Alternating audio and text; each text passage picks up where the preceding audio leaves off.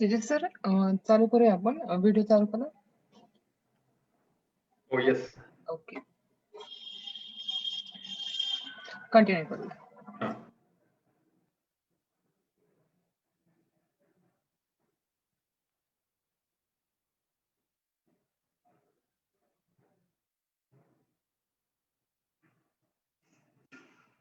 सर्व शेतकरी बंधूंना ॲग्रोस्टार तर्फे मी तेजस कोल्हे नमस्कार करतो.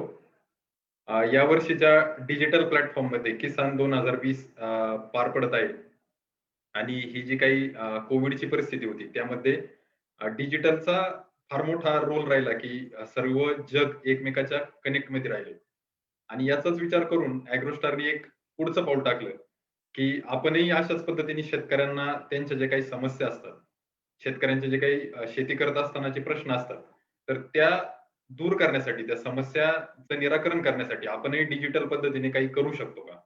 त्या उद्देशाने ॲग्रोस्टारनी हे नवीन अ, माध्यम वापरले.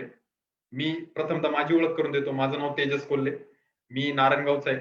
मी ॲग्रीकल्चर ग्रॅज्युएट असून गेल्या 12 वर्षापासून ह्या कृषी क्षेत्रात काम करतोय आणि गेली 5 वर्ष मी ॲग्रोस्टार सोबत जोडलेलो आहे. ॲग्रोस्टारच्या माध्यमातून विविध जे काही प्रांतातील शेतकरी आहेत, त्यांच्या प्रश्नांची उत्तरं देण्याचा मी प्रामाणिक प्रयत्न केलाय आणि त्यांचं उत्पादन वाढण्यासाठी मी त्यांना मदत केली आहे. भारतातच नाही तर नेदरलँड सारख्या देशात जाऊन त्यांचं तंत्रज्ञान आत्मसात करून त्याचाही आपल्या शेती क्षेत्रात काही वापर करता येईल का किंवा काही फायदा करून घेता येईल का त्या संबंधी पण आम्ही काम केले आणि नेदरलँडच्या आणि भारत सरकारच्या दोघांच्या संयुक्त विद्यमाने आमचं नेदरलँडला त्या संबंधित प्रशिक्षण पण झालं. आता ॲग्रोस्टारची जर ओळख करून द्यायची झाली तर गेल्या 7 वर्षापासून शेती संबंधित काम ॲग्रोस्टार करते. साधारणपणे महाराष्ट्राचाच जर विचार केला तर 5,00,000 शेतकरी ॲग्रोस्टार सोबत जोडलेत आणि महाराष्ट्रासोबत अशा 5 राज्यात ॲग्रोस्टार काम करतंय. ॲग्रोस्टारचं जे मोबाईल ॲप्लिकेशन आहे तर ते 20,00,000 लोकांनी आतापर्यंत डाउनलोड केले. 11 भाषांमध्ये म्हणजे तुम्ही भारतातील कोणत्याही भाषेत जर तुम्हाला माहिती हवी असेल तर ती ॲग्रोस्टारच्या ॲप्लिकेशनमध्ये तुम्हाला निश्चित मिळेल. आणि हे जे काही गोल्ड ॲग्रोस्टारनी प्रकल्प चालू केलाय, तर त्यामध्ये आपण साधारण 40 पेक्षा जास्त पिकांचं मार्गदर्शन करतो. आतापर्यंत 25,000 हून अधिक शेतकऱ्यांनी गोल्ड सर्व्हिसचा लाभ घेतलाय किंवा त्यांच्या पिकाचं उत्पादन घेत असताना ह्या गोल्ड सर्व्हिसचा वापर केलाय. आपल्या ॲग्रोस्टारमध्ये 400 पेक्षा अधिक कृषी अधिकारी आहेत. ज्यांचं शिक्षण हे तर कृषी पदवी आहेच, परंतु त्यासोबत ते स्वतः शेतकऱ्यांची मुलं आहेत. ज्यामुळे त्यांना शेतीचे जे काही नेमके प्रश्न आहेत किंवा ज्याला आपण प्रॅक्टिकल नॉलेज म्हणतो, तर ते त्यांच्याकडे आहे. असे 400 पेक्षा जास्त अधिकारी ॲग्रोस्टारमध्ये काम करतात. ही झाली ॲग्रोस्टारची ओळख. तर मित्रांनो, जो आजचा आपला विषय आहे, की तंत्रज्ञानाच्या साहाय्याने आपल्याला डिजिटल माध्यमातून काही शेतीमध्ये नवीन-नवीन प्रयोग करता येतील का? किंवा ती शेती आपल्याला फायदेशीर कशी करता येईल? तर बघा शेतकरी मित्रांनो, ज्यावेळेस तुम्ही पारंपरिक शेती करता किंवा बरेचसे शेतकरी पारंपरिक शेती करतात किंवा माझ्याही घरचे शेतकरी किंवा पारंपरिक शेती करायचे. त्यावेळेस त्यांना ह्या 6 समस्या शेती करत असताना यायच्या. त्या म्हणजे पहिलं माहितीचा अभाव. त्यांना कोणत्या वेळी कोणतं पीक लागवड करायची, पीक लागवड केल्यानंतर कोणतं बियाणं असावं, कोणतं औषध असावं त्याची माहिती नसायची. ज्यावेळेस माहिती थोडीफार मिळेल किंवा माहिती उपलब्ध केली जाईल, त्यानंतर त्यांना प्रॉपर सर्व्हिस मिळत नव्हती म्हणजे सेवेचा अभाव होता. त्यानंतर तिसरी समस्या यायची उधारी. उधारी 2 अर्थाने, की एकतर उधार मिळणं महत्वाचं आहे किंवा उधार मिळालं तर ते गुणवत्तापूर्ण असणं गरजेचं आहे.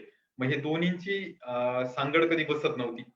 चौथी जी समस्या आहे तर ती जे काही शेतकऱ्याला जे कृषीच्या निविष्ठा मिळतात, म्हणजे बियाणं असेल, औषध असेल, तणनाशक असतील किंवा खते असतील, तर ह्या सगळ्या बाबी किंवा त्याचसोबत जी काही छोटी-मोठी शेतीसाठी लागणारी अवजारं असतील, त्याची गुणवत्ता योग्य मिळत नव्हती. ही चौथी समस्या आणि गुणवत्ता जरी योग्य मिळाली, तरी त्याची किंमत ही रास्त नसायची. त्यानंतर शेतकऱ्यांचं शेती करत असताना एखादं पीक लागवडीचा निर्णय घेतला आणि ते पीक लागवड केल्यानंतर किंवा पीक उगवून आल्यानंतर त्यावर येणाऱ्या ज्या काही समस्या आहेत, त्याच्यासाठी योग्य असं मार्गदर्शन होत नव्हतं. म्हणजे ती समस्या नक्की अन्नद्रव्यामुळे झाली, की कीड रोगामुळे झाली, की आणखीन काही कारणामुळे झाली. तर यावर त्यांना योग्य उपाय सुचवला जात नव्हता. वेगवेगळ्या प्रायव्हेट कंपनीचे प्रतिनिधी असतील किंवा कृषी निविष्ठा विकणारे जे आपले दुकानदार बांधव असतील, तर यांच्याकडून त्यांना मार्गदर्शन होत होतं. परंतु त्यांनाही तितका अनुभव नसल्यामुळे किंवा त्यांनाही तितकी माहिती नसल्यामुळे जे शेतकऱ्यापर्यंत जे उपाय जायला पाहिजे ते व्यवस्थित किंवा योग्य रीतीने जात नव्हते. आणि सगळ्यात शेवटचं जे आता डिजिटल युगामध्ये किंवा जे वातावरणातील बदल तुम्ही पाहताय, तर ह्या वातावरणाचा बदलांचा थोडासा आपल्याला आढावा घेऊन आपल्या शेतीचं व्यवस्थापन केलं पाहिजे. म्हणून आपल्याला भविष्य कळणं हे फार गरजेचं आहे. भविष्य फार मोठं नाही की आपल्याला 1 वर्ष किंवा 6 महिन्यापर्यंत कळेल. परंतु कमीत कमी पुढच्या येणाऱ्या महिन्याभरात किंवा येणाऱ्या आठवड्याभरात आपल्याकडे काय वातावरण किंवा हवामान राहील, जेणेकरून आपल्या पिकामध्ये आपण काय बदल करू शकतो किंवा काही उपाययोजना करू शकतो किंवा काही गोष्टी आहेत ज्या आत्मसात करू शकतो. अशा पद्धतीने आपण व्यवस्थापन हे करू शकतो. मग ह्या ज्या काही 6 समस्या आहेत, ह्या शेतकऱ्यांना शेती करत असताना येतात. आता ह्या समस्यांसोबतच ज्यावेळेस खरोखर पीक उत्पादन घ्यायचे, तर पीक उत्पादन घेतानाही काही समस्या येत असतात. म्हणजे जर पीक उत्पादन घेताना तुम्ही पाहिलं, तर पहिली जी समस्या येते ती म्हणजे आपल्याला जमिनीतील अन्नद्रव्यांचं व्यवस्थापन. की जमिनीमध्ये आपल्याला जर अतिरिक्त नत्र आहे, तर आपल्याकडं रस शोषक किडींचा प्रादुर्भाव वाढेल. म्हणजे बहुतांशी शेतकरी बघा, तुम्ही तुमचाही अनुभव बघा, तुमच्या आसपासच्या शेतकऱ्यांचं बघा, की नत्रयुक्त खतं म्हणजे युरिया सारखी खतं ही जास्त करून वापरत असतात. आणि ह्या खतांचा वापर केल्यामुळे त्यांना दुसऱ्या दिवशी, तिसऱ्या दिवशी पिकात काळोखी वगैरे दिसते. परंतु ही जी येणारी काळोखी आहे, ही प्रत्येक वेळेला चांगलीच असेल असं नाही. ज्यावेळेस नत्राचा वापर जास्त होतो, पिकात काळोखी येते किंवा पिकात एक जो लुसलुशीतपणा म्हणतो तो जर आला, तर निश्चितच त्या पिकावर किडींचा प्रादुर्भाव होतो. त्यामुळं आपल्याला हा समन्वय साधला पाहिजे. आपल्याला किती नत्र वापरायचे किंवा किती युरियाचा आपण वापर करायचा. त्यानंतर जर पालाशची कमतरता असेल किंवा कॅल्शियमची कमतरता आपल्या जमिनीत असेल, तर त्या कमतरतेमुळे बुरशीजन्य किंवा जीवाणूजन्य रोग वाढतात.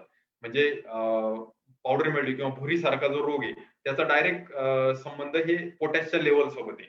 पिकामध्ये असणारी पालाची लेव्हल जर कमी झाली, तर भुरीला पीक लवकर बळी पडतं. मग तुम्ही बुरशीनाशकांचा वापर करून महागडे बुरशीनाशक वापरण्यापेक्षा एकदा जर पालाश वापरलं, तर तुम्हाला कदाचित बुरशीनाशकांचे 2 किंवा 3 स्प्रे घेण्याऐवजी 1 किंवा 2च स्प्रेमध्ये आपलं काम होईल. तर हा अन्नद्रव्य जमिनीत असणारी किंवा पिकांना उपलब्ध होणारी या अन्नद्रव्यांचा आपल्या शेतामध्ये किंवा आपल्या पिकांमध्ये फार मोठा रोल असतो. कॅल्शियमचंही तसंच आहे. कॅल्शियम हे अन्नद्रव्य जरी दुय्यम असलं, तरी पिकाची सशक्तपणा किंवा पिकाच्या पेशीभित्तिका ज्या बनतात, सेल वॉल म्हणतो त्याला आपण. त्या पेशीभित्तिका बनण्यामध्ये कॅल्शियमचा फार मोठा वाटा आहे. आणि त्या भक्कम जर पेशीभित्तिका बनवायच्या असतील, तर कॅल्शियमची कमतरता असून चालणार नाही. म्हणून कॅल्शियमचा आपल्या जमिनीमध्ये किंवा पिकामध्ये मुबलक असणं फार गरजेचं आहे. त्यानंतर दुसरी समस्या वातावरणाचा आपल्या पिकावर होणारा परिणाम. जसं आपण अन्नद्रव्य जे अन्नद्रव्य त्यांचा पिकावर कीड किंवा रोगाचा जसा प्रादुर्भाव होतो, तसंच हे वातावरणाचं आहे. मग आपल्याकडे जे बदलत राहणारं वातावरण आहे किंवा जे हवामान म्हणतो, त्याचा आपल्या पिकावर काय परिणाम होतो? तर ज्यावेळेस आपल्याकडे दमटपणा वाढतो, ह्युमिडिटी म्हणतो आपण त्याला. तो दमटपणा वाढला तर करपा किंवा किडीचा प्रादुर्भाव होऊ शकतो. हे जर उलट पाहिलं तर आपल्याकडे जर दमटपणा कमी झाला, एकदम कोरडं किंवा आर्द्रता नसलेलं वातावरण तयार झालं, तर लाल कोळी, पांढरी माशासारख्या किडींचा प्रादुर्भाव होतो. मग आपल्याला आपल्या शेतामध्ये असणाऱ्या पिकावर कोणत्या किडीचा किंवा कोणत्या रोगाचा प्रादुर्भाव होणार आहे, हे जर आपल्याला वातावरणाचा अभ्यास केला तर हे समजू शकेल. म्हणजे बऱ्याच वेळा असं होतं, की शेतकऱ्यांना फक्त कीड एवढ्या नावानेच कळते. मग ती पांढरी माशी आहे, मावा आहे, तुडतुड आहे, की आणखीन कोळी आहे. याचा शेतकऱ्यांना तितकासा अनुभव नसतो किंवा त्याचा अंदाज येत नाही. आणि मग शेतकरी जे काही औषध फवारणी वगैरे करतात, तर ती त्यासाठी रास्त नसते बऱ्याच वेळा. मग त्यासाठी आपलं वातावरण कोणते? जर आपल्याकडे दमट वातावरण आहे, तर कदाचित आपल्याकडे तुडतुडे असतील आणि जर आपल्याकडे कोरडं वातावरण आहे, तर आपल्याकडे लाल कोळी किंवा पांढरी माशी असेल. मग तुडतुड्यासाठी चालणारं औषध वेगळं, पांढऱ्या माशीसाठी किंवा कोळीसाठी चालणारं औषध वेगळं. मग आपल्याला कोणतं औषध निवडायचं? तर हे वातावरणाचा जर आपण अभ्यास थोडाफार केला, तर आपल्याला ते निश्चितच कळू शकेल. आणि हे वातावरण आपल्या पिकाच्या उत्पादनामध्ये विपरीत परिणाम करू शकतं. आणि त्या वातावरणाच्या बदलामुळे आपल्याकडे कीड किंवा रोग वाढू शकतात. त्यानंतर पुढचा जसं जमिनीचं अन्नद्रव्य पाहिली, तशीच जमिनीचे गुणधर्म असतात. ज्याला आपण जमिनीचा पोत म्हणतो. शेतकरी त्यांच्या सोप्या भाषेत सांगतात, की परळ जमीन आहे किंवा भारी जमीन आहे, काळवट रान आहे. तर हा जमिनीचा पोत कसा आहे, त्यानुसार पण आपल्या पिकांमध्ये किंवा आपल्या शेतामध्ये येणाऱ्या कीड, रोग ह्या समस्या बदलत असतात. जर जमिनीत सेंद्रिय कर्बाचं प्रमाण कमी असेल किंवा सामू वाढत चाललाय, तर आपल्याला निश्चितच उत्पादन घेत असताना त्याचा परिणाम भोगावा लागतो. म्हणजे सेंद्रिय कर्ब हे जर आपले जितके कमी, तितकं आपल्याला आपल्या पिकात फुलोरा किंवा फळधारणा ही कमी. सेंद्रिय कर्बाचं प्रमाण जितकं जास्त, तितकं आपल्याला फुलधारणा किंवा फळधारणा ही पिकामध्ये जास्त. म्हणजे आपण कोणत्याही अन्नद्रव्याचा वापर करून किंवा बाजारात तुम्हाला कोणी सांगितलं एखादं टॉनिक वापरा आणि फुलं वाढवा, तर ती फुलं वाढू शकतात. 2% 5% वाढू शकतात. पण मुळात फुलं येण्यासाठी जे काही पोषक बाब आहे, तर ती जमिनीचं सेंद्रिय कर्ब आहे. ते जमिनीचं सेंद्रिय कर्ब जर ठीक नसेल, तर आपण किती पण खर्च केला, तर पाहिजे त्या प्रमाणात फुलं आपल्याला मिळणार नाही. त्यामुळे हे जमिनीचा गुणधर्म हा पिकाच्या उत्पादनात मोठ्या प्रमाणात परिणाम करतो. असंच जर आपल्याकडे चुनखडीचं प्रमाण जास्त असेल किंवा अन्नद्रव्यांचा असमतोल वापर असेल, तरी पण आपल्या जमिनीचा पोत बिघडतो. तर आपली जमीन काळवट असेल, तर त्या जमिनीत आपल्याला हुमणीसारख्या अळीची समस्या येत नाही किंवा किडीची समस्या येत नाही. पण काळवट जमिनीत आपल्याला मुळकूज किंवा खोडकूज ही समस्या येऊ शकते. तेच जर जमीन हलकी असेल, तर हलक्या जमिनीत आपल्याला मुळकूज, खोडकूज येणार नाही. परंतु हुमणीसारखी समस्या हलक्या जमिनीत निश्चितच येते. मग आपल्याला आपल्या जमिनीचा पोत कसा आहे, त्यानुसार आपल्याला कोणतं पीक निवडायचंय याचाही आपल्याला विचार करावा लागेल. जसं आपण अन्नद्रव्य पाहिली, वातावरण पाहिलं, जमिनीचा गुणधर्म किंवा जमिनीचा पोत पाहिला, तसंच पीक उत्पादन घेत असताना ज्या समस्या येतात, त्या समस्या म्हणजे पिकाच्या वाढीच्या ज्या काही अवस्था आहेत, त्यानुसार येणारी कीड किंवा रोग. आता बघा शेतकरी बंधूंनो, बऱ्याच वेळा असं होतं, की आपल्याला ठराविक दिवसात ठराविक कीड किंवा रोग दिसतो. आता हे असं का होतं? तर त्या पिकाची कोणती अवस्था आहे आणि असलेलं वातावरण कोणतं आहे, ह्या दोघांचा ज्यावेळेस समन्वय विचार केला, त्यावेळेस आपल्याला कळेल, की आपल्या पिकावर कोणती समस्या येणार. म्हणजे तुम्ही जर पीक फुलोऱ्यात असेल, तर फुलकिडे किंवा थ्रिप्स ही समस्या तुम्हाला हमखास येणार.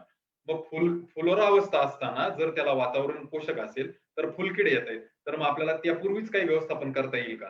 काही प्रतिबंधात्मक एखादा स्प्रे घेता येईल का? किंवा जे आपले काही ट्रॅप वगैरे असतात, पिवळ्या रंगाचे, निळ्या रंगाचे असे काही स्टिकी ट्रॅप लावता येतील का? तर याही बाबींचा आपण विचार करू शकतो. म्हणून पिकाची वाढ जशी-जशी होते, म्हणजे तुम्ही सगळे जर कीड रोग पाहिले, मुळकूज असेल किंवा भुरी असेल किंवा डावणी असेल, त्यानंतर पांढरी माशी, तुडतुडे, मावा या प्रत्येकाचा येण्याचा किंवा प्रादुर्भाव करण्याचा जो वेळ आहे, तो नेहमी वेगळा असतो. त्याला वातावरणाची साथ लागते. वातावरण पोषक ठरलं आणि आपल्या पिकाची ती अवस्था आली, की आपल्याकडे ती कीड आल्याशिवाय राहत नाही. म्हणजे अळी 2 वेळा प्रादुर्भाव करते. जर तुम्ही टोमॅटो सारखं पीक लावलं, काकडी, कलिंगड सारखं पीक लावलं, तर एकदा पाने खाणारी अळी येते आणि एकदा फळांवर प्रादुर्भाव करणारी अळी येते. मग पाने खाणाऱ्या अळीचं व्यवस्थापन आपण वेगळ्या पद्धतीने करू शकतो. फळांमध्ये येणाऱ्या अळीचं व्यवस्थापन आपण वेगळ्या पद्धतीने करू शकतो. आणि याला काही प्रतिबंधात्मक उपाय आहेत, ते पण आपण करू शकतो. त्यामुळे हे पीक उत्पादन घेत असताना ह्या ज्या महत्त्वाच्या ज्या 5 समस्या आहे, यांचा आपण व्यवस्थित विचार केला पाहिजे. आता सगळ्यात शेवटची आणि जी काही गोष्ट अशी आहे, की 2 अर्थाने ही महत्त्वाची आहे. एक तर पीक उत्पादन घेत असताना जे काही कीड रोग येतात, त्यासाठी आपण वारंवार फवारण्या करत असतो. रासायनिक कीटकनाशक, बुरशीनाशक किंवा तणनाशक याचा जर आपण वापर करत असाल, तर त्याची थोडी शास्त्रशुद्ध माहिती आपल्याकडे असणं गरजेचं आहे. म्हणजे जर तुम्ही शेणखत वापरताय, गांडूळ खत वापरताय किंवा तुम्ही एखादं सेंद्रिय खत वापरताय, ते तुमच्याकडून कमी जास्त झालं, तर ते तुमच्या जमिनीला तितकासा परिणाम करणार नाही. पण तेच जर एखादं कीटकनाशक त्याचा डोस चुकला, तो जास्त झाला किंवा कमी झाला, तर त्याचा विपरीत परिणाम आपल्या पिकावर, कदाचित आपल्या जमिनीवर आणि कदाचित आपल्या आसपासच्या परिसरावर होऊ शकतो. त्यामुळं आपल्याला हे फार जाणीवपूर्वक आणि विचारपूर्वकच हे कीटकनाशक किंवा बुरशीनाशक आपल्याला वापरायचे. मग याची शास्त्रशुद्ध माहिती शेतकऱ्यांना बहुतांशी वेळेला नसते. कारण काय बाजारात दर महिन्यालाच कशाला, दर आठवड्याला नवीन-नवीन मॉलिक्यूल किंवा नवीन कंपनीचं नवीन उत्पादन येत असतं. भले त्यातला घटक तो असेल, परंतु त्याचं नाव बदलत असतं. मग शेतकरी तरी कुठून एवढं लक्षात ठेवणार आहे? तर शेतकरी नाही लक्षात ठेवू शकत. मग ते शेतकऱ्यांना ते आत्मसात करण्यासाठी किंवा ती माहिती घेणं फार गरजेचं आहे. आणि जर आपण हे शास्त्रशुद्ध पद्धतीने जर कीटकनाशकांचा वापर नाही केला किंवा त्याची जर आपल्याला माहिती नसेल आणि आपण ते जर वापरत असेल, तर आपण आपल्या जमिनीमध्ये विष टाकतोय आणि ते विष आपल्या जमिनीतून, आपल्या पिकांतून आपल्यापर्यंतच येते किंवा आपलेच कोणतरी नातेवाईक, भाऊ-बंध किंवा आपलेच सामाजिक बांधव त्या अन्नाचं किंवा ते जे आपण जे पिकवलंय त्याचं ग्रहण करत असतात. त्यामुळे जर आता जे युग आले, तर याच्यात तुम्ही पाहताय ऑर्गॅनिकचं डिमांड जास्त आहे किंवा सेंद्रिय किंवा ज्याला आपण काय म्हणतो विषमुक्त अन्न, तर ते विषमुक्त अन्न निर्मिती करण्याची जबाबदारी ही आपल्या शेतकरी बांधवांची आहे. आणि ते करत असताना आपल्याला कोणतं कीटकनाशक, बुरशीनाशक पिकाच्या कोणत्या अवस्थेत वापरायचं आणि ते वापरत असताना त्याचा प्रमाण काय असलं पाहिजे, वापराची वेळ कोणती असली पाहिजे, वापराची पद्धत कोणती असली पाहिजे, या सगळ्याचा विचार आपल्याला केला पाहिजे.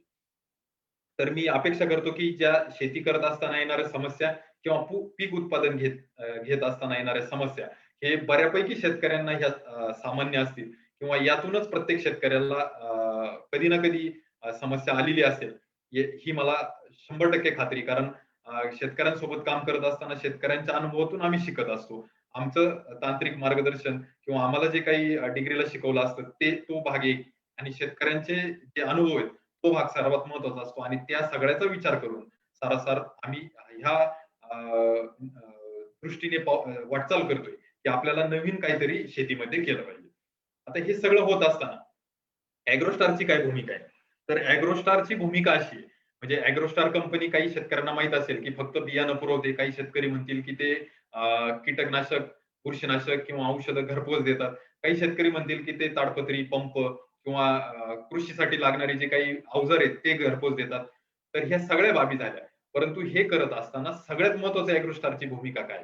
तर ती अॅग्रोस्टारची भूमिका अशी आहे, की कोणत्याही पिकाच्या लागवडीपासून म्हणजे ते तुम्ही बी लावताय किंवा रोप लावताय, ते लागवडीपासून तर काढणीपर्यंतचं सर्व नियोजन किंवा मार्गदर्शन हे शेतकऱ्यांना दिलं पाहिजे आणि ते शास्त्रशुद्ध तांत्रिक पद्धतीने देण्याचा अॅग्रोस्टारचा प्रयत्न आहे. दुसरं, का गुणवत्तापूर्ण बियाणं कोणतंही पीक लागवड करत असताना सगळ्यात महत्त्वाचा पाया काय? तर बियाणं हा पाया आहे. म्हणजे आपण सगळेजण ऐकतो म्हणतो, की शुद्ध बीजापोटी फळे रसाळ गुंफी.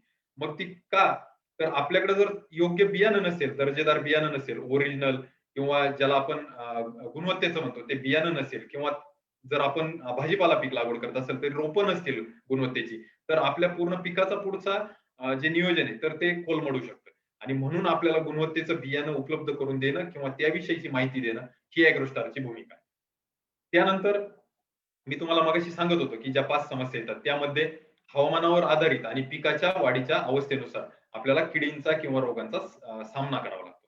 मग त्या कीड रोगांचा सामना करत असताना हवामानावर आधारित आपण प्रतिबंधात्मक काय उपाय करू शकतो का? म्हणजे तुम्ही आता गेले 6-7 महिने आपण अनुभव घेतोय, की कोव्हिडचा जो काही प्रादुर्भाव झाला, तर त्यामध्ये कोणतंच उपचार पद्धती काम करत नाही. म्हणजे आपली असणारी स्वतःची इम्युनिटी किंवा ज्याला आपण सशक्तपणा म्हणतो, तो त्याच्यावर काम करतो. आणि तो सशक्तपणा सोडून आता सगळेजण जगाचं लक्ष लागले का ते लसीकरणाकडे लागले. मग असंच पिकांमध्ये कीड किंवा रोग येऊ नये म्हणून आपण काही प्रतिबंधात्मक करू शकलो, तर मग आपल्याला निश्चितच त्याचा आर्थिकदृष्ट्या आणि आपलं पीक वाचवण्याच्या दृष्टीने फायदा होऊ शकतो.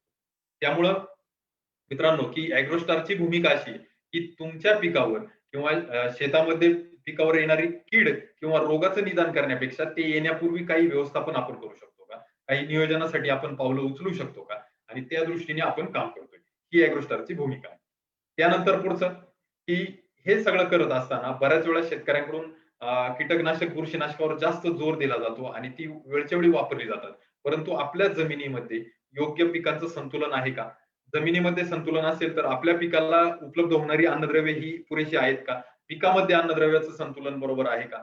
आणि कधी फुलोरावस्थेसाठी कोणत्या अन्नद्रव्याचं संतुलन अपेक्षित आहे? वाढीसाठी कोणत्याचं अपेक्षित आहे? आणि पीक ज्यावेळेस पक्व होत असतं त्यावेळेस कोणतं अन्नद्रव्य आपल्याकडे दिलं पाहिजे? या सगळ्याचा जो काही शास्त्रशुद्ध पद्धतीने मार्गदर्शन हे आपल्याला अॅग्रोस्टारकडून होत असतं. आणि अॅग्रोस्टारची जी भूमिका आहे, की अन्नद्रव्यांचा हा संतुलित वापर झाला पाहिजे. म्हणजे मी बऱ्याच वेळा शेतकऱ्यांना माहिती देताना एकच उदाहरण देतो, की अन्नद्रव्यांचा संतुलित वापर म्हणजे थोडक्यात आपला चहा आहे. चहा बनवत असताना दुधाचं प्रमाण, साखरेचं प्रमाण आणि चहा पावडरचं प्रमाण हे तिघांचा ज्यावेळेस समन्वय असतो ना, त्याच वेळेस तो चहा चांगला होतो. म्हणजे नुसती पावडर जास्त वापरून चहाला कधी चव येत नाही. नुसती पावडर वापरली म्हणजे तुम्ही नत्र जास्त दिला म्हणून तुमचं जमिनीचं पीक उत्पादन वाढलं नाही किंवा तुम्ही जर नुसतं दूध जास्त वापरलं म्हणजे तुम्ही कॅल्शियम, मॅग्नेशियम देताय, त्यांनी पण आपल्या चहाला चव येणार नाही. साखर पण योग्य प्रमाणात असली पाहिजे. त्या तिघांचं संतुलन ज्यावेळेस असेल म्हणून पिकांसाठी जी अन्नद्रव्ये द्यायची ती संतुलित प्रमाणात असली पाहिजे. फक्त नत्र देऊन चालत नाही किंवा नत्र स्फुरत पालन देऊन चालत नाही. तर त्यानंतर जी असणारी दुय्यम अन्नद्रव्ये कॅल्शियम असेल, मॅग्नेशियम असेल, बोरॉन सल्फर असेल. त्यानंतर सूक्ष्म अन्नद्रव्ये जी की बोरॉन आहे, मॅंगनीज आहे, मॉलिब्डेनम आहे, कॉपर आहे, झिंक आहे, फेरस आहे. ही ही सगळ्या अन्नद्रव्यांचा संतुलित वापर झाला पाहिजे. मग प्रत्येक पिकामध्ये अन्नद्रव्याचा हा वाटा किंवा अन्नद्रव्याचा असणारा रोल वेगळा आहे आणि प्रत्येक पिकाच्या स्टेजनुसार त्या अन्नद्रव्याची गरज वेगळी आणि ती ओळखून आपल्याला ते व्यवस्थापन केलं पाहिजे. त्यानंतर अॅग्रोस्टारची भूमिका जी आहे, का आपल्याला हे सगळं करत असताना म्हणजे हे हे का घडतं? तर आपण लागवडीपासून काढणीपर्यंतचं सगळं मार्गदर्शन करतोय. आपण योग्य दर्जाची रोपं वापरतोय. त्यानंतर आपण हवामानावर आधारित कीड रोगाचा प्रतिबंधात्मक उपाय करतोय. म्हणजे आपण खर्चिक काम करत नाही, कीटकनाशक, बुरशीनाशक वापरण्याचं आणि हे जे काही अन्नद्रव्य आहेत त्याचा आपण संतुलित वापर करतोय. हे सगळं केल्यामुळं ही जी काही सगळी एकंदरीत यंत्रणा लावल्यानंतर आपल्याला ॲग्रोस्टारला खात्री आहे आणि असा आतापर्यंत 25,000 पेक्षा जास्त शेतकऱ्यांनी अनुभव घेतलाय, की आपल्याला कमीत कमी खर्चात जास्तीत जास्त उत्पादन निघेल. कारण का? तर कीड रोग आल्यावर आपण फवारणी करणार, महागडी औषधं वापरणार, कीटकनाशक, बुरशीनाशक वापरणार. यातून आपल्याला फारसा उपयोग नाही होणार. तोपर्यंत आपलं पीक थोडंफार का होईना खराब झालेलं असणार आणि मग त्यानंतर आपण ते बाजारात विकायला गेलो तर त्याची गुणवत्ता तशी नसणार. म्हणून आपल्याला हे सगळं प्रतिबंधात्मक जर केलं, सगळं संतुलित प्रमाणात केलं, तर आपल्याला निश्चितच उत्पादन वाढेल आणि आपला खर्चही कमी होईल. अशा पद्धतीने ॲग्रोस्टारची ही भूमिका आहे. आणि आता ही गोष्ट ॲग्रोस्टार जी काही मी तुम्हाला सांगितली, ह्या शेतकऱ्यांच्या समस्या, पीक उत्पादनाच्या समस्या किंवा ॲग्रोस्टारची असणारी जी काही भूमिका आहे, ही आपल्यापर्यंत कशी पोहोचवायची? की आपल्यापर्यंत पोहोचवण्यासाठी म्हणून ॲग्रोस्टारनी काय केलंय? तर ॲग्रोस्टारनी नवीन ॲग्रोस्टार गोल्ड लाईव्ह हा प्लॅटफॉर्म तयार केलाय शेतकऱ्यांसाठी. जसं तुम्ही आता किसान प्रदर्शनाचा अनुभव घेताय, की आपण ऑनलाईनच घेतोय ना. दरवर्षी आपण एवढी गर्दी करून किसानला येतो आणि जी काही माहिती घेतो, तीच माहिती जर आपल्याला ऑनलाईन घरबसल्या मिळत असेल, तर त्याच पद्धतीने ॲग्रोस्टारनी एक पाऊल पुढे टाकून आपल्याला ऑनलाईन चर्चासत्राच्या माध्यमातून आपल्याला म्हणजे थोडक्यात शेती शाळा किंवा ज्याला आपण ऑनलाईन क्लास म्हणतो. आता तुम्ही सर्व शेतकऱ्यांची घरात जी काही मुलं किंवा मुली असतील शाळेत जाणारे, त्यांचेही सगळे आता वर्ग आपल्या ऑनलाईन होत असतात. त्याच पद्धतीने आपल्याला शेतकऱ्यांचाही ज्ञानात भर पाडण्यासाठी किंवा ॲग्रोस्टारचा जो काही अनुभव आहे, तो शेतकऱ्यांपर्यंत पोहोचवण्यासाठी म्हणून आपण ऑनलाईन क्लासच्या माध्यमातून शेतकऱ्यांना मार्गदर्शन करतो. मग ही ऑनलाईन जी काही गोल्ड लाईव्ह म्हणून जे आपण चालू करतोय, तर ते तुम्ही कसं मिळवाल? किंवा त्याचा तुम्हाला कसा फायदा होईल? तर पहिलं प्रथम तुम्ही जो ॲग्रोस्टारचा टोल फ्री नंबर आहे 1800 120 32 32 ह्या टोल फ्री नंबरवर तुम्ही मिस कॉल द्यायचा आणि ऑनलाईन ॲग्रोस्टार लाईव्ह याची तुम्ही तिथं नोंदणी करायची. ॲग्रोस्टार लाईव्हची नोंदणी केल्यानंतर ते जे कृषी आमचे प्रतिनिधी असतील, ते आपणास त्याची सविस्तर माहिती देतील. त्याची फी किती आहे? त्याच्यानंतर त्याच्यासोबत आपल्याला काय-काय मिळणार आहे? त्यानंतर त्याचा वापर आपल्याला कसा करायचा आहे? किंवा तुम्हाला त्याचं रजिस्ट्रेशन कधी होणार आहे? ही सगळी माहिती तुम्हाला त्या टोल फ्री नंबरवर मिळेल. 1800 120 32 32 हा टोल फ्री नंबर आहे. हा फ्री ऑफ कॉस्ट आहे. म्हणजे याला तुम्हाला कुठलाही ₹1 चार्ज लागणार नाही. तुम्हाला फक्त एक मिस कॉल द्यायचा. त्यानंतर ही ऑनलाईनची वेबसाईट बनवली ॲग्रोस्टारने gold.agrostar.in त्या वेबसाईटवर तुम्हाला लॉग इन करायचं. ज्यावेळेस तुम्ही हा टोल फ्री नंबरवर फोन करून किंवा मिस कॉल देऊन ह्याची खरेदी कराल किंवा याचं तुम्ही सभासद व्हाल, त्याच वेळेस तुम्हाला ह्या gold.agrostar.in चं हे मिळेल लॉग इन मिळेल किंवा ज्याला पासवर्ड आणि आयडी म्हणतो ते मिळेल. हे मिळाल्यानंतर तुम्ही लॉग इन केल्यापासून पुढचे 6 महिने तुम्हाला ऑनलाईन क्लासच्या माध्यमातून मार्गदर्शन केलं जाईल. आता हा ऑनलाईन क्लास कधी असेल? तर रोज सोमवार ते शुक्रवार रोजचे 6 ते 7 वाजेपर्यंत म्हणजे सायंकाळी 6 ते 7 या दरम्यान हा ऑनलाईन क्लास असेल. आणि असं तुम्हाला 6 महिन्यासाठी आता हा क्लास प्रत्येक पिकाचा वेगवेगळा असेल. म्हणजे आजचा गुरुवार आहे, तर गुरुवारी समजा कलिंगडाचा असेल, तर शुक्रवारी मिरचीचा असेल. त्यानंतर शनिवारी आणखी टोमॅटोचा असेल, सोमवारी परत ऊसाबद्दल असेल. असे प्रत्येक आठवड्याला आपलं पीक बदलत जाणार. आणि ज्या पिकासाठी तुम्हाला ऑनलाईन क्लास घ्यायचा आहे, त्याचं तुम्हाला शेड्यूल येईल आणि त्या शेड्यूल प्रमाणे तुम्ही तिथे जॉइन व्हायचे. ह्या gold.agrostar.in तुम्ही याच्यात जॉइन झाले, की तुम्हाला खाली जर तुम्ही पाहिलं, तर अशा पद्धतीने तुम्हाला ॲग्री डॉक्टर मार्गदर्शन करतील, की आपल्या पिकावर येणाऱ्या समस्या किंवा पुढे येऊ घातलेल्या समस्या, पिकाच्या अवस्थेनुसार, वातावरणानुसार दोन्हींचाही अभ्यास करून आपण ॲग्री डॉक्टर तुम्हाला याविषयी मार्गदर्शन करतील. बियाण्याचं मार्गदर्शन, रोपांचं मार्गदर्शन, लागवडीचं मार्गदर्शन, आंतरमशागतीचं मार्गदर्शन, कीड रोग व्यवस्थापनाचं मार्गदर्शन आणि अन्नद्रव्याचं मार्गदर्शन असं सर्व टप्प्यांमध्ये प्रत्येक पिकाचं मार्गदर्शन तुम्हाला केलं जाईल. त्यानंतर याच क्लासमध्ये तुम्हाला शेतकऱ्यांच्या शंका आणि समाधान म्हणजे तुमचे जर काही प्रश्न असतील, तुम्हाला त्या चर्चासत्रासंदर्भात प्रश्न असतील किंवा आणखीन इतर काही प्रश्न असतील, तर तेही तुम्हाला त्यात विचारू शकता आणि त्याची उत्तरं तुम्हाला जे लाईव्ह डॉक्टर असतील, ते तुम्हाला निश्चितच देतील. त्यानंतर तुमच्या जे काही समस्या किंवा समाधान विचारल्यानंतर शेतकऱ्यांचे जे काही अनुभव आहेत, ज्या शेतकऱ्यांनी ह्या गोल्डचा फायदा घेतलाय किंवा वापर केलाय आणि त्यांना त्याचा कसा फायदा झाला किंवा त्यांनी याच्यात काय नियमावली किंवा काय सुसूत्रता आणली, तर ते तुम्हाला शेतकरी स्वतः मनोगत तिथं व्यक्त करतील आणि तुम्हालाही तुमचं मनोगत यामध्ये व्यक्त करता येईल. असं प्रत्येक आठवड्याला आपण म्हणजे प्रत्येक दिवसाला एका शेतकऱ्याला आपण संधी देतो आणि ते शेतकरी त्यांचा जुना अनुभव आणि गोल्ड सर्व्हिस सोबत किंवा ह्या ज्या काही गोल्ड लाईव्ह सोबत त्यांनी केलेला शेतीचा अनुभव किंवा कदाचित त्यांना ॲग्रोस्टार कडून नाही मिळालं, पण त्यांचं स्वतःचा काही अनुभव असेल, तर तोही ते शेतकरी यामध्ये सांगू शकतात. अशा पद्धतीने हे ॲग्रोस्टार गोल्ड लाईव्ह आपल्यासाठी घेऊन आलो आहेत आम्ही. आणि आपल्याला मी प्रत्येक शेतकऱ्यांना आवाहन करतो की आपण निश्चित याच्यासाठी नावनोंदणी करा. नावनोंदणी करून आपण याचा अनुभव घ्या. मित्रांनो, तुम्हाला खात्रीशीर सांगतो, यातून तुमचं उत्पादन हे हमखास वाढणार. आणि जर उत्पादन वाढणार नाही किंवा तुम्हाला याचं समाधान मिळणार नसेल, तर तुम्ही आमच्याकडे एक तक्रार नोंदवली की तुम्हाला कुठलाही प्रश्न न विचारता तुमचे पैसे तुम्हाला रिटर्न केले जातील. इथपर्यंत आम्ही शाश्वती देतो. कारण आतापर्यंत प्रत्येक शेतकऱ्याला यातून लाभ झालाय आणि आम्हाला शाश्वती, आम्हाला खात्री का जे काही शेतकऱ्यांचे असणारे अनुभव, तज्ञांचं असलेलं मार्गदर्शन आणि आम्ही गेल्या 10-12 वर्षापासून यात केलेली मेहनत, या सगळ्यांचा परिपाक म्हणून आपल्याला ह्या गोल्ड लाईव्हचा निश्चितच फायदा होईल. आणि परत एकदा सांगतो, जर आपल्याला त्यात समाधान नाही वाटलं तर आपण त्याचे पैसे आपण रिटर्न पण घेऊ शकतो. अशा पद्धतीने शेतकरी बांधवांनो, किसानच्या माध्यमातून जी काही मला संधी दिली आणि ॲग्रोस्टारच्या नवीन प्लॅटफॉर्म बद्दल किंवा ॲग्रोस्टारच्या नवीन जे काही तंत्रज्ञान आहे त्याबद्दल आपल्याला आपल्यापर्यंत माहिती देण्याचं जे काही माध्यम किसाननी दिलं, मी किसानचे आभार मानतो आणि शेतकरी बांधवांचेही मनपूर्वक आभार मानतो की आपण वेळात वेळ काढून जे काही मार्गदर्शन आहे तर ते तुम्ही ऐकून घेतलं. आता मी तुम्हाला आवाहन करतो की आपले जर काही प्रश्न असतील तर त्याविषयी आपण चर्चा करूया.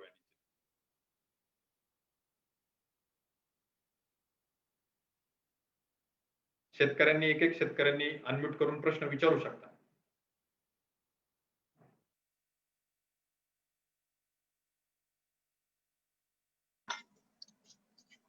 क्वेश्चन आन्सर मध्ये एक क्वेश्चन आहे, त्याच्यात सर घेऊ शकता? हो, येस येस मॅडम.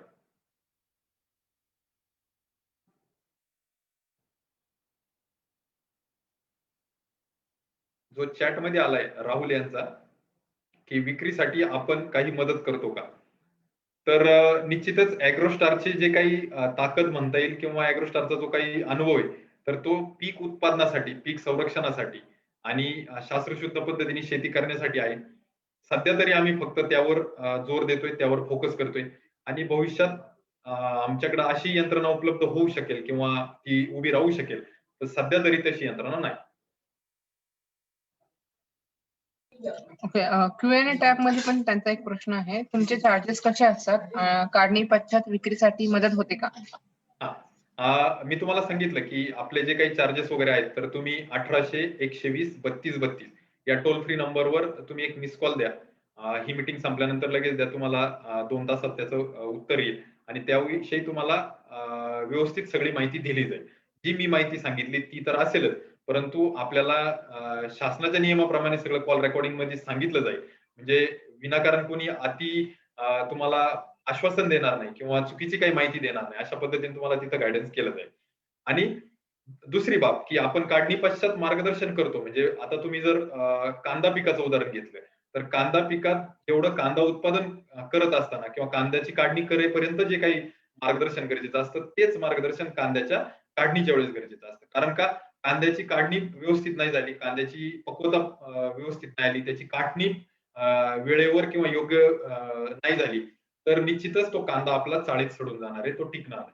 मग कांदा आपल्याला टिकवायचा आहे, तर आपल्याला जितकं कांदा उत्पादन करताना काळजी घ्यायची, तितकीच काळजी आपल्याला कांदा काढणीच्या वेळेस घ्यायची. त्यामुळे काढणी पश्चात मार्गदर्शन तुम्हाला निश्चितच होईल.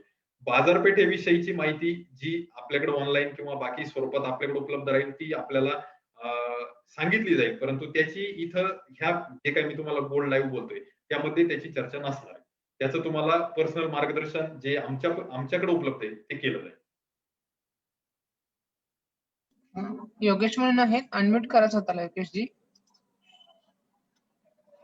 माईकचं बटन असेल तिथं क्लिक करा एकदा.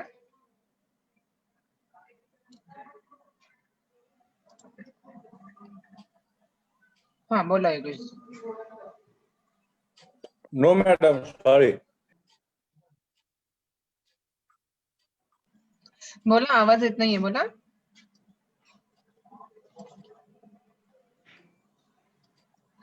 नबी खान म्हणून आहेत, तुम्हीही बोलू शकता. योगेशजी, तुमचा आवाज येत नाही आमच्यापर्यंत. आपण मॅडम पहिले चॅट बॉक्स मध्ये जे आहेत ना ते प्रश्न घेऊ बघतो. चालेल चालेल, काय हरकत नाही, तुम्ही घेऊ शकता. संरक्षित शेती जसे शेडनेट पिकाबद्दल माहिती भेटेल का? कोणती पिकं घेऊ शकतो? लागवड उत्पादन यासाठी माहिती भेटेल का? निश्चितच जे आपण आत्ताच्या ज्या लाईव्ह बद्दल बोललो, ॲग्रोस्टार गोल्ड लाईव्ह, तर यामध्ये संरक्षित शेतीबद्दल माहिती सध्या तरी आपण देत नाही. आपण जे ओपन फील्ड किंवा ज्याला आपण काय म्हणतो टोमॅटो, मिरची सारखे भाजीपाला पिकं, तर यांची माहिती देतोय आपण, फळपिकांची माहिती देतोय. संरक्षित शेती जर तुम्ही करत असाल, तुमच्याकडे शेडनेट पॉलीहाऊस असेल, तर तुम्ही त्यात ढोबळी मिरची, त्यानंतर काकडी, चेरी टोमॅटो किंवा आपलं टोमॅटो यासारख्या पिकांचा निश्चितच वापर करू शकता.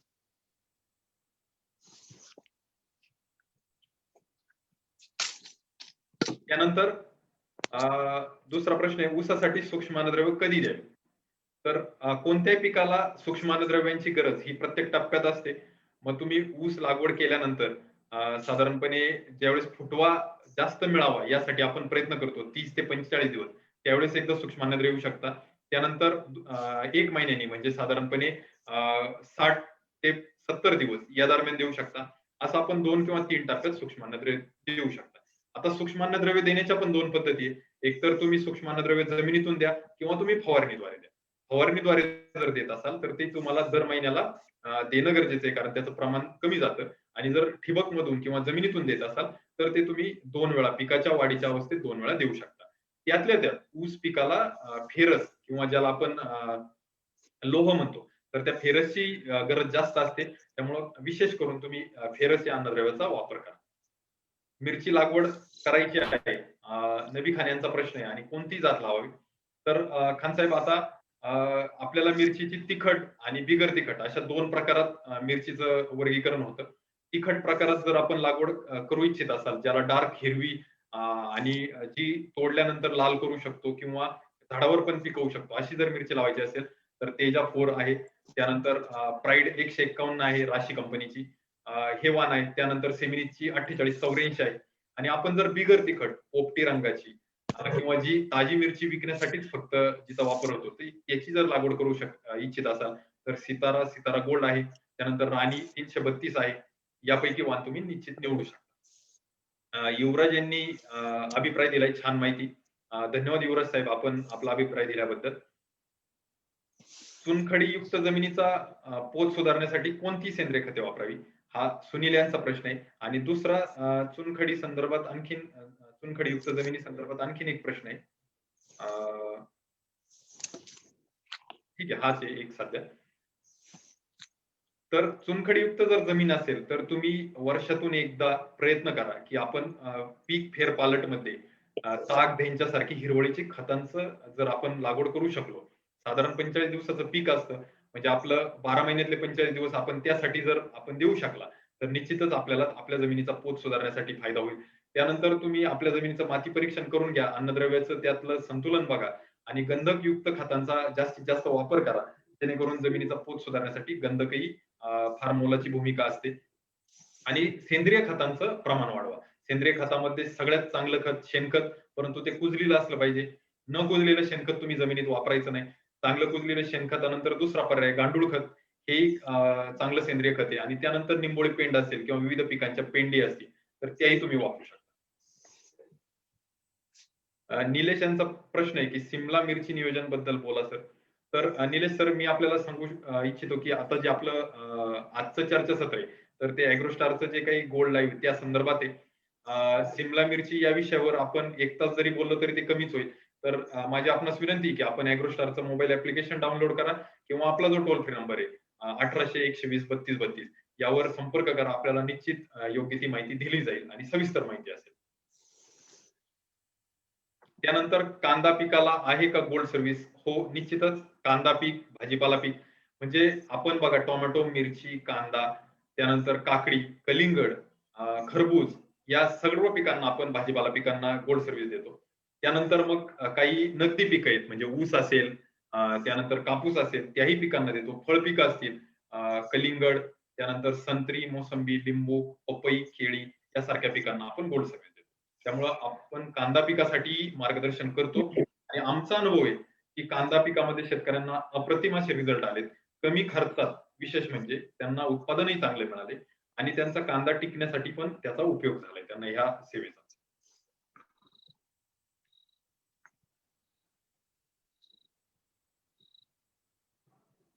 क्यूए टॅब मध्ये क्वेश्चन घेऊया सर. हो.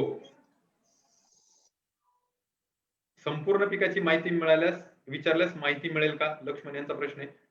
तर संपूर्ण पिकाची माहिती आपण विचारू शकता. आता ह्या प्लॅटफॉर्मवर आपल्याकडं तेवढा वेळ नाही, परंतु आपण आपलं मोबाईल ऍप्लिकेशन अथवा आपल्या टोल फ्री नंबरवर संपर्क केला तर निश्चितच आपल्याला ती माहिती दिली जाईल. त्यानंतर विकास यांचा प्रश्न आहे, अंजीरवरील तांब्यासाठी कोणती फवारणी घ्यावी?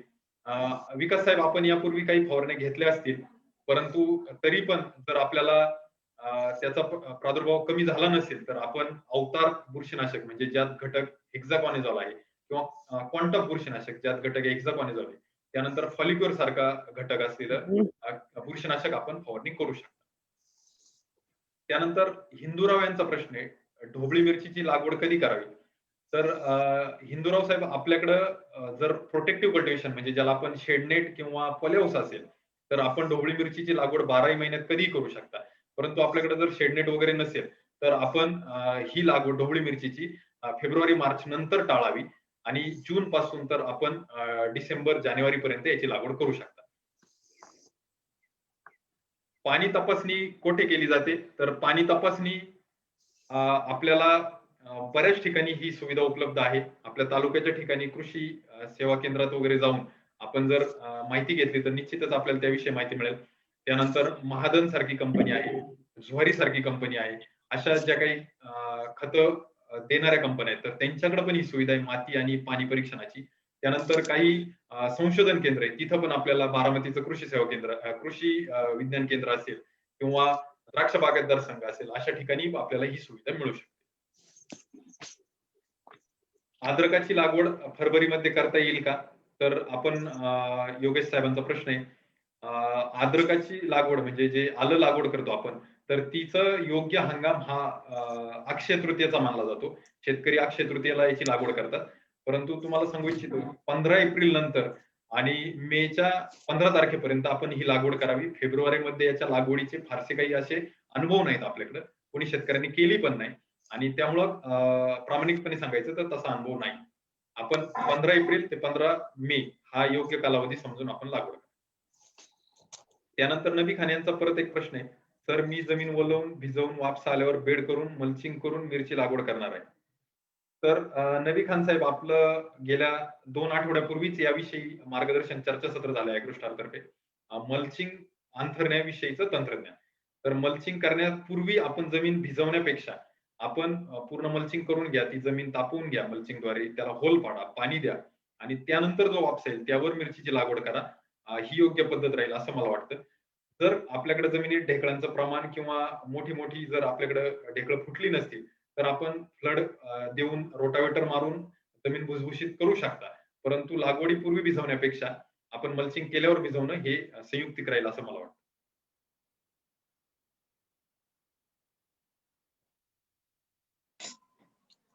शिवगोंदा म्हणून आहेत, अनम्यूट करून बोलू शकता तुम्ही सर. जिथं माईकचं बटन आहे तिथे क्लिक करा एकदा, किंवा मी नोटिफिकेशन पाठवले त्यावरही क्लिक करू शकता.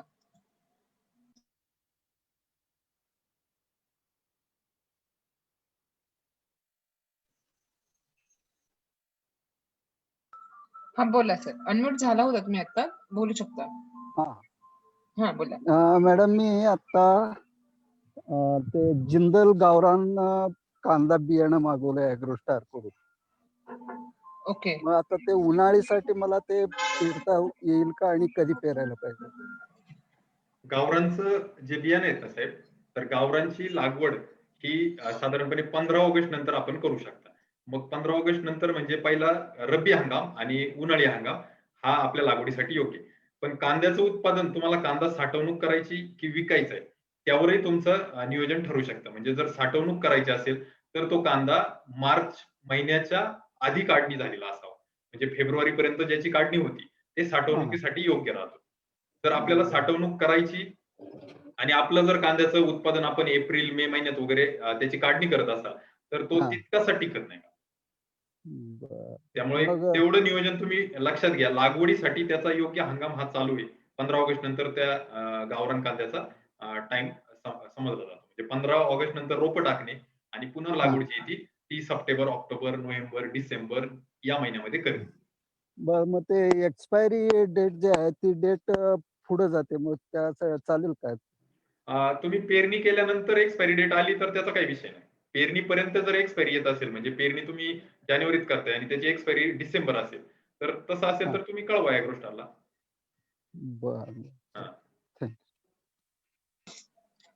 ऑर्गॅनिक फार्मिंग करायचे आहे, योगेशांचा प्रश्न आहे.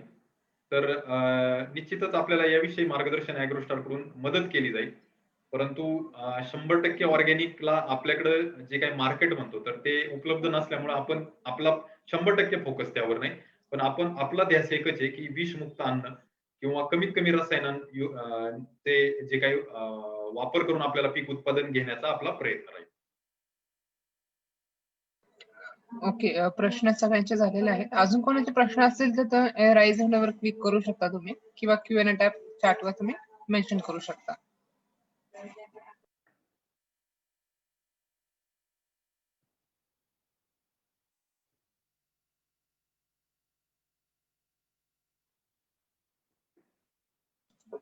आय थिंक सर प्रश्न संपलेले आहेत शेतकऱ्यांचे. ओके. आपली हा ओके, एक आलेला आहे, 1 मिनिट. योगेश यांना परत एक क्वेश्चन विचारायचा आहे. योगेश जी अनम्यूट करा तुम्ही स्वतःला. हा हा मॅडम. बोला बोला. हा सर, अमरावतीहून बोलतो मी. बोला सर. सर मला आता मी चॅटिंग केलं आहे, ते ऑर्गॅनिक बद्दल तुम्ही काय करू शकता का? ऑर्गॅनिक फार्मिंग करायची आहे मला आता. ऑर्गॅनिक मध्ये मी तुम्हाला बोललो तसं मार्गदर्शन आपण निश्चित करू, परंतु मार्केट उपलब्धता नसल्यामुळे ॲग्रोस्टारचा पूर्ण फोकस ऑर्गॅनिक कडे नाही. परंतु ॲग्रोस्टारची प्रयत्न असा आहे किंवा जे काही आपलं मार्गदर्शन असतं तर ते विषमुक्त, म्हणजे ज्याला आपण एकात्मिक कीड रोग व्यवस्थापन म्हणतो. त्यात सेंद्रिय आलं, त्यानंतर काही मेकॅनिकल आलं, त्यानंतर केमिकल आलं, शेवटचा टप्पा केमिकल आलं.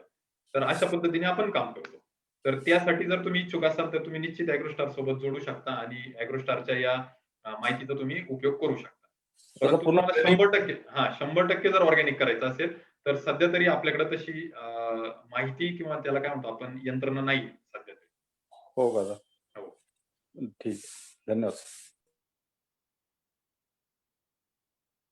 ओके, प्रश्न संपलेले आहेत. ठीक आहे. मी परत एकदा आलेल्या सर्व शेतकरी बांधवांचे ॲग्रोस्टारच्या वतीने आभार मानतो. किसान 2020 मध्ये जो काही प्लॅटफॉर्म मिळाला आणि त्यातून आपण डिजिटल पद्धतीने ह्या प्रदर्शनाचा लाभ घेतला आणि असंच ॲग्रोस्टारच्या ज्या काही नवीन योजनेबद्दलही आपण जाणून घेतलं, त्याबद्दल मी आपला परत एकदा आभारी आहे. आणि मी आपल्याला आव्हान करतो की ॲग्रोस्टारचे जे काही गोल्ड लाईव्ह आहे याचा आपण निश्चित वापर करा, ती आत्मसात करा. एक शास्त्रशुद्ध शेतीचं तंत्रज्ञान आपल्याला शिकायला मिळेल. शास्त्रशुद्ध पद्धतीने आपण शेती करू शकाल आणि आपल्या शेतीमधलं उत्पादन वाढवत असताना खर्चही आपण टाळू शकता. मी याची आपल्याला निश्चित शाश्वती देतो. परत एकदा तेजस कोल्हे यांच्यातर्फे आणि ॲग्रोस्टार तर्फे मी आपले आभार मानतो. धन्यवाद. नमस्कार. तेजस सरांची माहिती अशी सुंदर दिलेली आहे की प्रश्न पण आपले शेतकऱ्यांचे सॉल्व्ह झालेले आहेत. किसानच्या टीम तर्फे मी तुमचे आभार मानते. धन्यवाद.